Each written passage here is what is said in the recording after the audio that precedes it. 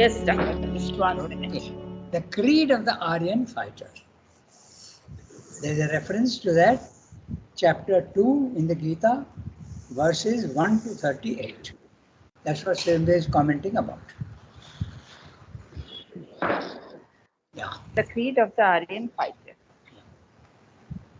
The answer of the divine teacher to the first flood of Arjun's passionate self-questioning, his shrinking from slaughter, his sense of sorrow and sin, his grieving for an empty and desolate life, his forecast of evil results of an evil deed is a strongly worded rebuke. All this, it is replied, is confusion of mind and delusion, a weakness of the heart, an unmanliness, a fall from the virility of the fighter and the hero. Not this was fitting in the son of Gita.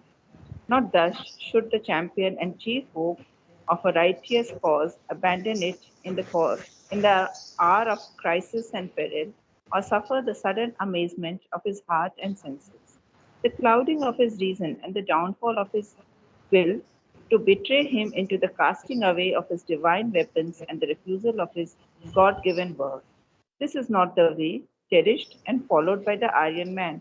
This mood came not from heaven, nor can it lead to heaven. And on earth, it is the forfeiting of the glory that waits upon strength and heroism and noble works. Let him put from him this weak and self indulgent pity. Let him rise and smite his enemies. Yeah. Okay. So, what he is discussing here, hidden behind the words, is two things. There is one, a gentleness and a not any violent action. Okay, so that can also have two characters. And on the other hand, a great violence and a battle and a destruction can also have two aspects. So the first one is the gentleness. Okay, I don't want to harm anybody. I don't want to do this. Now this can be the weakness of the nerves, and it can also be the ahimsa, the highest. I am not overpowered. I am not overpowered by my weakness, but still I will not react and I will be calm and quiet. This is at the lower end. The weakness, so-called weakness, what you call non-aggression, has two. It can be from the weakness and the incapacity to retaliate, and also it can be I will not retaliate but from strength. Again, the same thing in the violence also, at the higher opposite level, when you are hitting back and you are fighting, it can also be out of hate and disgust and anger. But it can also be an absolutely calm, quiet destruction. So these are the two things that is being discussed here. And Arjuna is very confused between the his refusal to fight and resort to gentleness is nothing but weakness of the nerves. This is what Srinath is making a distinction between the two. So remember, it's not the outer action that matters. It is the inner attitude to which you take. It can be both in the non-violence as well as the violence. In the non-violence, it can be a weak reaction, and it can also be a strong reaction. And in the violence also, there can be a true calm and quiet and a disturbed violence. So these are two things that we have to distinguish very clearly. Okay? Our Arjuna, who is not a intellectual or not yet a spiritual man, but he is sattvic. He understands and he recoils from the war that he has to face. Remember that there is even a physical reaction. Okay, his body starts trembling. Vepathu is the word used. Okay, and also his Gandiva, the bow falls from his hand, and even physically he feels there is a feverishness and he sits down. So all this is so clearly a weakness of the nerves. Okay, so this is not real pity. The human pity is not divine compassion. Divine compassion can even be violent. Durga can kill you, your enemy, and attack you out of love. Okay, so this distinction we have to be very clearly we have to make. Ahimsa is not a weakness. It has to be a real strength. That is what Arjuna is not able to understand. And Sri Krishna is scolding him and telling him this difference between the two you must be able to realize. Okay? So we start reading now the creed of the Aryan fighter. First of all, the creed. What's a creed? It's a system of religious beliefs, but fixed beliefs. Okay? That does not allow anything else. For instance, okay, you have to go through Christ only if you want liberation. That's a creed actually. It's a religion, but it can also be. It can be even narrower creeds. There are many creeds all over the world, and but the Sanatana Dharma is no creed at all. That's why it is Sanatana. So this is the creed of the Aryan fighter. What does he believe in? Then the Aryan, he is not an ordinary fighter. He is an Aryan fighter. The Aryan is, the word Arya is very interesting. It comes from the root which means means to plow the field. In other words, you are preparing the field for sowing your crop. Okay, so apply that concept to also your psychological. Okay, you are actually purifying your soul, purifying your body, mind, life, so that you can sow the crops of success in the spiritual field. Okay? That's the implication of the word Arya. And that no wonder then that Sriramdu used the word Arya for his magazine, which he ran for 6 years, from 1914 to 1920. So, and the fighter. So this fighter is not an ordinary fighter with hate and anger and nervousness. No, he's an Aryan fighter. So now we come back to the text. The answer of the divine teacher to the first flood of Arjuna's passionate self-questioning, first of all, he has a reaction. He sits down. Then he realizes when Shri Krishna scolds him, so they have used the word rebuke. No? So he realizes that he is, and he says, please guide me, I am your disciple. So then starts the teaching of the Gita. The answer of the divine teacher to the first flood of Arjuna's passionate self-questioning, his shrinking from slaughter, his sense of sorrow and sin, his grieving for an empty and desolate life. Remember the empty and desolate life, because if he kills his own family, what remains for him in life? You enjoy your family, you enjoy all along with your family. If the family is not there, what enjoyment will be there? His forecast of evil results. He goes on saying how there can be mixture of caste and the women can be molested, and there is a confusion that occurs and standards fall, dharma falls. Okay. He is grieving for an empty and desolate life. His forecast of evil results of an evil deed is a strongly worded rebuke. And he says, even if we win, it will be blood-stained enjoyments. What's the use of all that? Now, Sri Krishna answers, all this, it is replied, is confusion of mind and delusion, a weakness of the heart.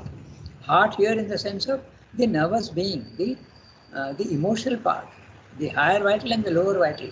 There's confusion in both. And unmanliness, a fall from the virility of the fighter and the hero. If you are an Aryan fighter, you are the fighter and the hero. Not this was fitting in the son of Pritha. Not thus should the champion and chief hope of a righteous cause abandon it in the hour of crisis and peril, or suffer the sudden amazement of his heart and senses, the clouding of his reason, and the downfall of his will to betray him into the casting away of his divine weapons and the refusal of his God-given work. This reminds me also of Sri Aurobindo's attitude during the British occupation when he was taken to court. Okay? He told the court very clearly that I have absolutely no hatred for the British. I have nothing against the British. But what I want is that I must be able to live my own civilization and my own culture. I should be able to resort to that. And when there is a foreign hand over me, a foreign rule, I cannot completely go back into my own civilizational values. So that is the reason why I am fighting for it. So very calm, quiet, and he even advocated violence if possible. He gave up violence later on because it was not practical in the world. He saw that it is not practical. Okay? And it was well proved by Subhash Chandra Bose's violent methods, which did not succeed fully. It had effects, it had tremendous effects, but it did not succeed fully because the whole army, he had built up 20,000 soldiers, more perhaps, but they all perished in the jungles of Malaysia in the monsoon that came, and also many of them were killed in Assam when they were entering Assam. So this is the attitude of the you have to resort to violence if God gives you that work, but without anger, hatred, and any feeling of disturbance in the heart. Calm, quiet. That's what he is saying. This is not the way cherished and followed by the Aryan man. This mood came not from heaven, nor can it lead to heaven. And on earth, it is the forfeiting of the glory that waits upon strength and heroism and noble works. Let him put from him this weak and self-indulgent pity. So it's a his reaction is self-indulgent pity, weak and self-indulgent pity. Let him rise and smite his enemies.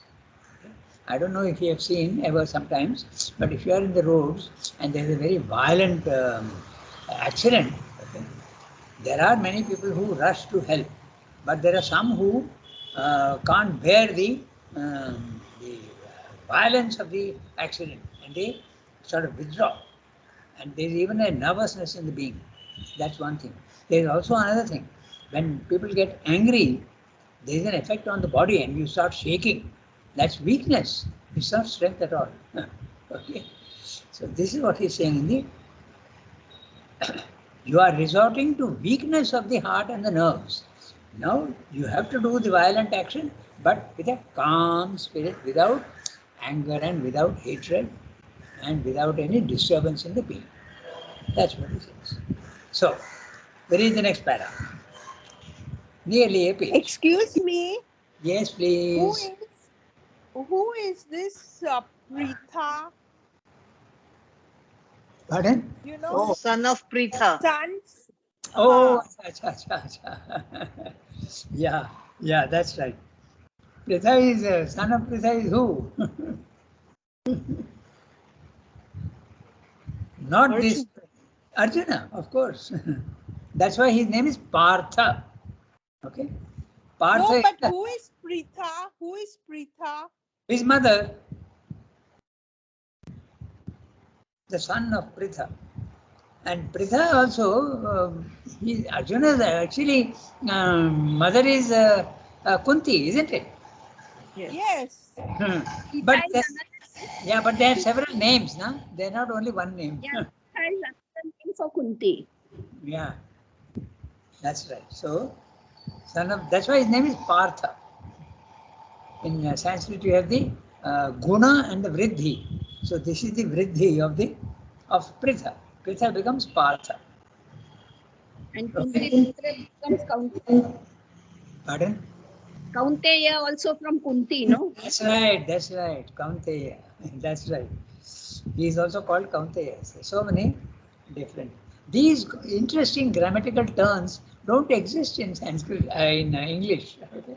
But that's why Sanskrit is such a rich language. It's fantastic. Okay. Shall we read the next one? Who will read? Okay, Another thing, Rangada, is that in those days, children were known by the name of their mother. Yes. Children were known by the name of their mother. Yes, now in South India we have name of the father. Even mine. Everywhere it's the same, na? Like hardly anybody knows who the mother is. Yes, that's right. But Pandava. yes, tell me. No, But they were Pandavas, no? Pardon? Pandavas. Panduputra. That is from Pandu. No, I'm not saying that everybody was named, but what I'm saying is in that time the importance of mother was so much there. during Yes. that time. And But uh, even Archana, Satyakant says, "I'm son of Jabali." Yes, yeah, Rangadhar. yeah. In South India, even today, you may take not only the name of the father, but you even mention the town you come from. Okay. Sirkaji Huh. Govindarajan. Okay, what is it? Yes, Sirkaji is a exactly. town. So you have that's his name, Sirkaji Govindarajan. There are so many Govindarajan, but I am from Sirkaji. Okay, Trichy so and so. Okay, so very very specific identification of the person. In South India, it is still common. Even my name But earlier was from the village where I come. Okay, and Raghavan is my father's name. So that's very common practice in South India. I don't think in the north it is not like that, no?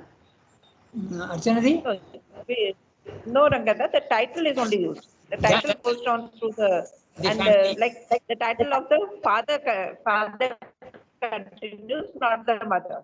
Yeah, Like I am using still my maiden name. I haven't changed my title, but my children's name is not Modi. They write Taurasian title. okay. And in the north you have Dvivedi, Trivedi, Chaturvedi, Yes, yes. Patel. So all these are all but it's very wide. It doesn't specify exactly who you are. So anyway, that's part. Yeah. Rangada, Kunti had some Varda, no, from whom she got these children. It is Yes. not from Pandu actually, Yes, Yeah, that's because right. like Karna was yes, born with the Exactly. god of yes, steel. yes, The yes. Yes, sun god. so that may be a sun god. Yes, so Yes. Yudhishthir was from another god, like that. She had this. Yeah, that's right. Um, That's why it is so clearly symbolic, no? And also remember, Karna is a very interesting case. He doesn't know who his father was. Okay? hmm. Nor does he know who his mother was. Is that our condition? We come from the supreme divine and we don't know it. That's it is so clearly a symbol. He is born But from. before the war, he knew. Yeah, that's right. Later on. Okay. No, Yeah. Okay. So let's read the just next. before the end, he comes to know that. Pardon? Uh, Towards the end, he comes to know, no, Karan, that who is No, his. before the war, then he promises Kunti that she will have 5 sons. Either Arjuna dies or he dies, one of them. There is something like that. Yes, Yeah. yes, yes, I Yes, yes, yes, right, correct. I That have is to that just say. is after, I mean, okay, maybe before or after that the, but is before before the or in war. the beginning. I mean, Yeah. in middle of the war. Ah, Yes. Yes, yes, yes. yeah, yeah. Towards the end, he. That's right. No, once Karna meets Kunti goes to meet Karna and she Yes. Ah, tells him, "Okay, I am your mother, but Hmm. you were born with the sun god and I was not married. So I Yeah, was forced to put you in a basket and let you go in the river." that's And right. then somebody finds him and they didn't have a child, so they adopt him. Yeah, So that is the time Kunti says, and he promises Kunti after, will have before the fight. war that I will not kill your sons. yes, yes. These are all very highly symbolic things, very, very interesting. But anyway, yeah, Mahabharata and Ramayana, for thousands of years they have come down. Na? Most of the Indians, they love the stories. These stories are so deep and so symbolic, yet, even from the superficial aspect, the stories are so fascinating. Absolutely fascinating. Okay, let's read the next para now. The answer of a hero to a hero. Shall I read? Yes, do that. The answer of a hero to a hero, shall we say, but not that which we should expect from a divine teacher, from whom we demand rather that he shall encourage always gentleness and saintliness and self abnegation and the recoil from worldly aims and cessation from the ways of the world. The Gita expressly says that Arjuna has thus lapsed into unheroic weakness, his eyes full and distressed with tears, his heart overcome by depression and discouragement. because he is invaded by pity. Kripaya Vishtam. Kripaya Vishtam. Yeah. Is this not then a divine weakness? Is not pity a divine emotion which should not thus be discouraged with harsh rebuke?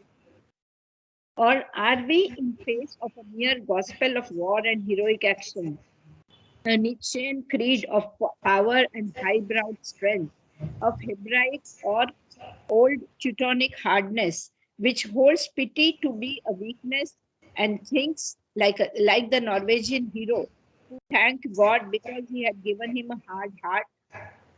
But the teaching of the Gita springs from an Indian creed, and to the Indian mind, compassion has always figured as one of the largest elements of the divine.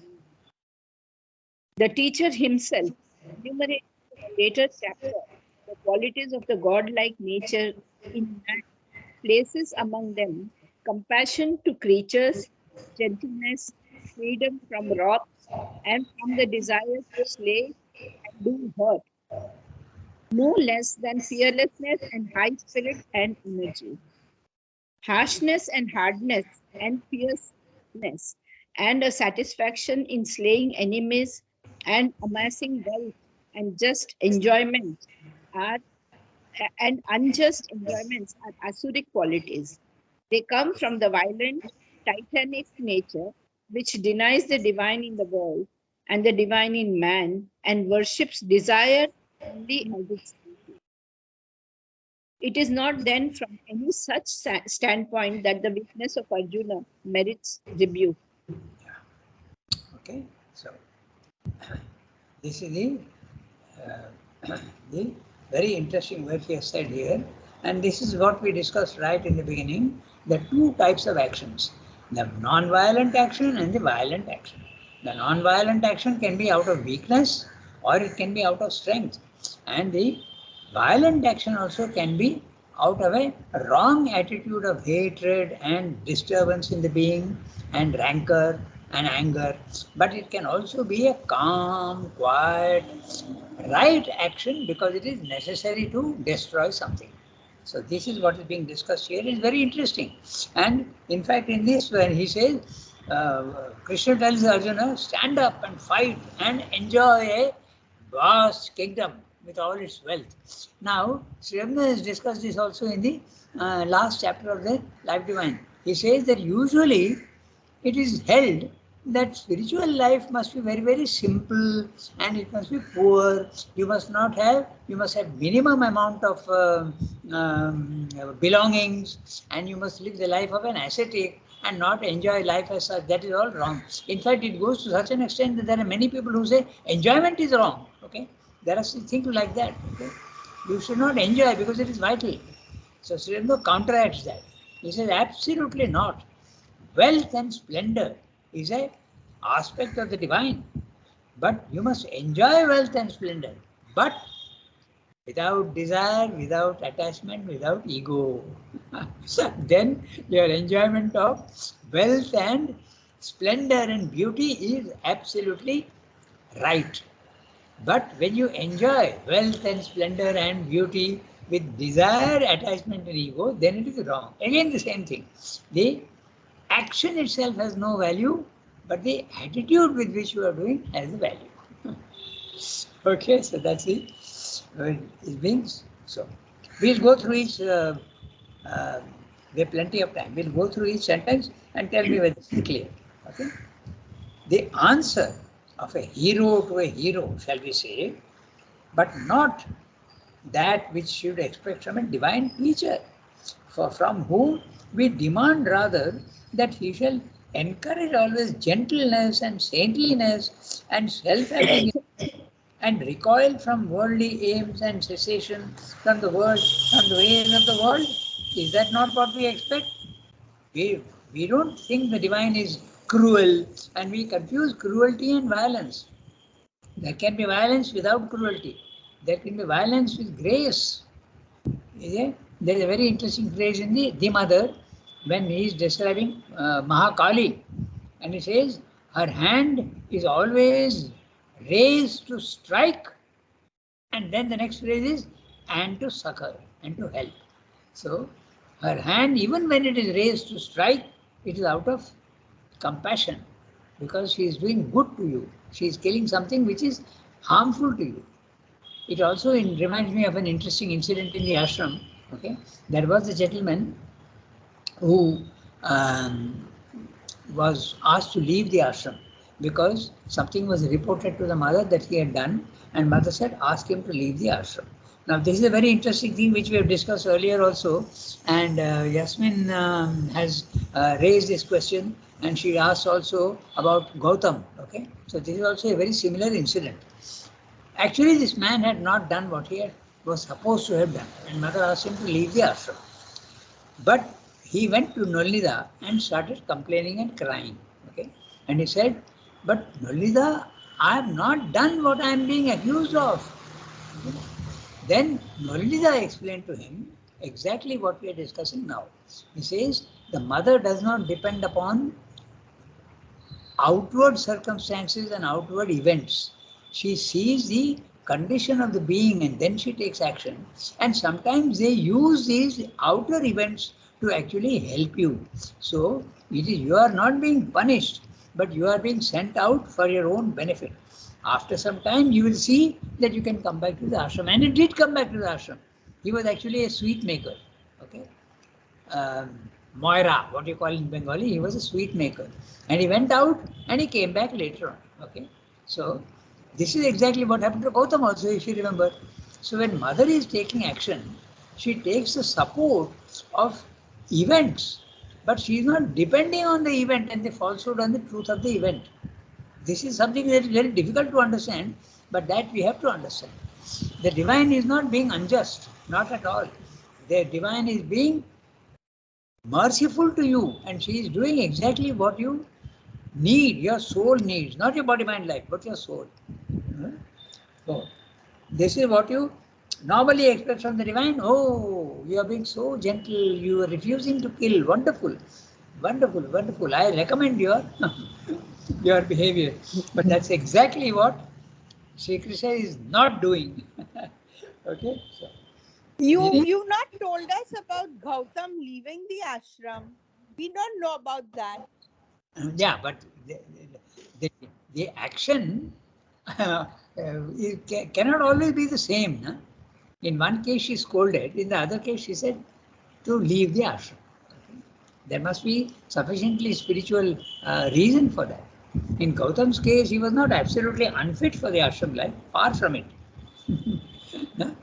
So, in fact, he used to be always there upstairs. Even afterwards, now, who I think Gauridi and Jhumur, they are looking after the upstairs. But they called Gautam because he knew everything. He knew what is there in each cupboard upstairs. So he was very knowledgeable about the physical aspects of the upstairs of the ashram. So, anyway, I just mentioned that as an explanation. The divine does not always. So here is Sri Krishna scolding Arjuna for what others would have praised him. Okay, so we read the next one. Okay, the Gita expressly says that Arjuna has thus lapsed into unheroic weakness. His gentleness and his pity and compassion is not the divine compassion. It's a weakness of the nerves. Okay, the unheroic weakness. His eyes full and distressed with tears, his heart overcome by depression and discouragement. So it is being put in double quotes, and this is used for the translation by Anil Baran in the Gita, okay, in the book, the Bhagavad Gita by Anil Baran. So very often the translation by Anil Baran uses those words. Here it is absolutely a translation.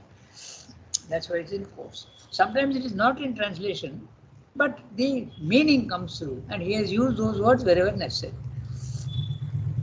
Then, because he is invaded by pity, kripaya vishtam. Kripa is compassion and also kindness, but it can also mean because the word kripana, okay, it can mean smallness also. So the root is the same. That's again a very interesting. No? So kripana is miserly, small, mean. Okay. So here it is used in that sense, not in the sense of compassion, but weak pity, not a strong pity. Strong pity is compassion, okay, which you take action without being disturbed. But here he is being highly disturbed. Even his body, his vital and his mind all disturbed, highly disturbed. So then is it not pity? Is not pity a divine emotion which should not thus be discouraged with harsh rebuke? So this is the question being asked, because pity can be of two types. Okay, that's exactly what you say. Or are we to are we in face of a mere gospel of war and heroic action, a Nietzschean creed of power and highbrowed strength, of Hebraic or old Teutonic hardness, which holds pity to be weakness and thinks like the Norwegian hero who thanked God because he had given him a hard heart. Now there are so many references here. We'll take up each reference and see what he's saying. First of all, he is referring to Nietzsche. Nietzsche was a German philosopher who had the experience of the self. And there is also a book where he realized that the virtue and sin are moral conditions and they belong to level 1 in the ignorance. But when you go to the self, virtue and sin are all same. So you have to go beyond virtue and sin. But he must have experienced the aspect of power. Mostly when you go to the self, you experience the aspect of liberation, peace, vastness, and freedom. But here he must have, because his whole theory was the spiritual man, the one who rises, must have power. And when he has power, he interpreted, actually, others are interpreting he speaks of the camel man, the lion man, and all this. And that's why his philosophy was misinterpreted and it led to Nazism. We are a superior race, Aryan race.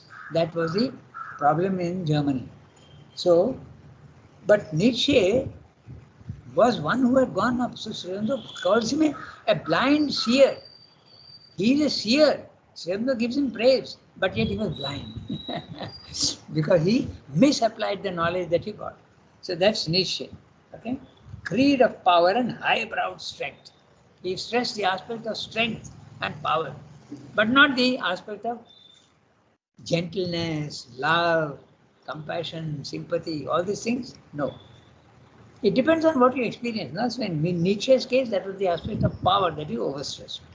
Or of Hebraic. Okay? In the Hebrew religion also, you have which has come down to the Christian religion, God can punish you. Okay? In Hebrew also, God can be like a king. He is dispensing justice. There is reward and there is punishment. In our Indian system, no punishment at all. God is only kind. So when does the cruelty and when the fate becomes adverse to you, you yourself have done it. Divine is not doing anything. Okay? So that's a Hebraic. Or the Teutonic. The Teutons are in North Europe, Sweden, Norway, okay, these countries which are there in um, that peninsula which juts out like that. So they are the Teutons. I think Germans also are in the Teuton. Germans also. Yeah, Germans also are in the Teuton race. But there, the hardness, okay, they were warriors. And so that's what Sylvia is saying. And he's giving I don't know who the Norwegian hero was. I'm not sure. There are many stories also and many movies also made on that. Okay, I forget the name, but he is the one who thanked God because he had given him a hard heart. Because if he doesn't have a hard heart and he is kind, how will he win wars? So that's why he thanked him. Okay, but all this is not the Indian teaching, but the teaching of the Gita springs from an Indian creed, and to the Indian mind, compassion has always figured as one of the largest elements of a divine nature. Ahimsa is something that is taught in all our religions. non-injury to living creatures. Okay? So, but it is not out of weakness, remember that. Okay? That's the whole thing. You must make a distinction. It must not be misinterpreted. The teacher himself, enumerating in a later chapter the qualities of the godlike nature in man, places among them compassion to creatures, gentleness, freedom from wrath, no anger, and from desire to slay and do hurt, no less than fearlessness and high spirit and energy. So they seem to be contradictions, but these both he is recommending. This is from chapter 16, verse 1 to verse 3. Okay? Verse 1 to verse 3. I was supposed to have written down, but I have not written. No, it is there. 1 to 3. Ahimsa, Satyam, Akrodha. Okay. So all these are the Shanti, Apaishunam, Daya, Bhuteshu, Avaloluptam, Mardavam. Mardavam is the noun from Mridu, from gentleness. Hri, Achapalyam. So, Achapalam. So, all these are the qualities that are recommended. Both are being recommended. Fearlessness as well as gentleness. So, this is the. So, is it a contradiction? That's not exactly what Israel is pointing out. Okay? So, although you are pointing out gentleness, and it's the inner attitude that matters. Gentleness should not be weak. Neither should heroism be hard and cruel. Subtle difference. The outer action is not the important one, but what is the attitude with which you are doing what you have to do. Okay? So, the teacher himself enumerating in a later chapter the qualities of the godlike nature in man, places among them compassion to creatures, gentleness, freedom from wrath, and from the desire to slay and do hurt, no less than fearlessness and high spirit and energy. Harshness and hardness and fierceness and a satisfaction in slaying enemies and amassing wealth and unjust enjoyments are asuric qualities. They come from the violent titanic nature which denies the divine in the world and the divine in man and worships desire only as its deity. Titan asuric. So asura is always enjoying in the wrong way. Okay. And note interestingly how Surendra is saying denies the divine in the world as in man. So he is giving very clearly that divine can be there in the world, the cosmic aspect, and the in man, the individual aspect. So it is not then from any such standpoint that the weakness of Arjuna merits rebuke. He is being rebuked because his so-called compassion and pity is a weakness and not a strength. That's the. So this is the thing that has to be understood. This is what also in the West they don't understand. Okay, they say there is that Wendy Doniger. Okay, she's supposed to be a PhD in Indian philosophy, and she says that the Gita is a recommendation for violence and war. Doesn't understand the subtlety at all. There are many other things also that she says which are absolutely hopelessly out of the truth aspect. Anyway, so this is the. So we are at 8:29, 8:30. We got 5 minutes.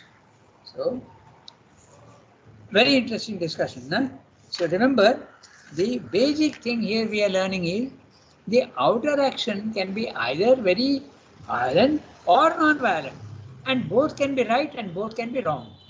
That's what we have to understand. The inner attitude decides the right or the wrong, not the action itself. The action itself can be very, very harsh and stern, apparently harsh and stern, but it's out of pity that it is wrong. I reminded you about the mother, okay, Mahakali. Her hand is ready to strike and to succor. Succor is to help. So she can do both. All right, let's read the next one. We've got 5 minutes. We can read the next one. Okay. So, Archana Di and Yasmin have read. Who reads next? Tarika has read, no? Yeah, Tarika read. So, Yasmin, will you read? Oh no. Who read? I have forgotten. Yes, I will read if you wish. Okay. I think you didn't read, not today? No, I Tarika didn't read. read. Yeah, okay. Okay. Go ahead. Let's read the Whence has come to thee this dejection, this stain and darkness of the soul in the hour of difficulty and peril? Asked Krishna of Arjuna.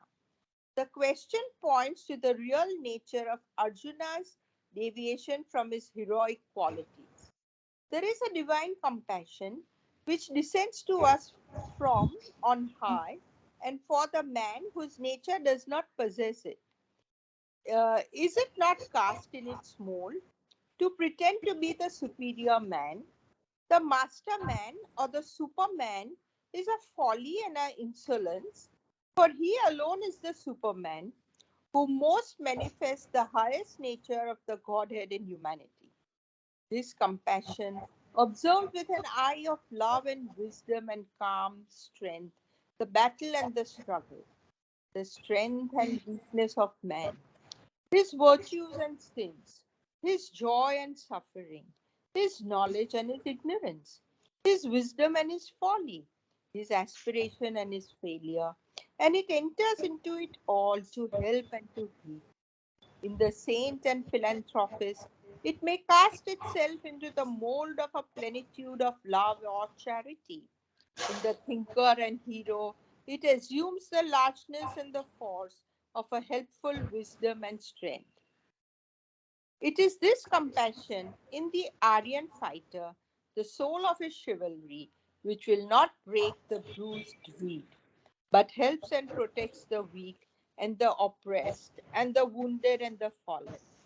But it is also the divine compassion that smites down the strong tyrant and the confident oppressor, not in wrath and with hatred, for these are not the high divine qualities.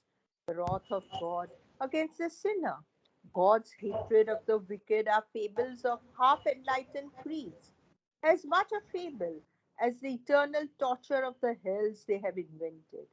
But as the old Indian spiritual clearly saw, with as much love and compassion for the strong Titan erring by his strength and slain for his sins, as for the sufferer and the oppressed who have to be saved from his violence and injustice.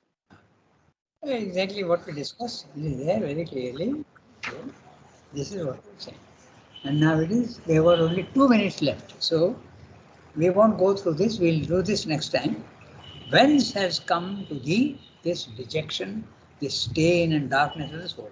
Much of it we have already discussed. So the ideas are now quite clear.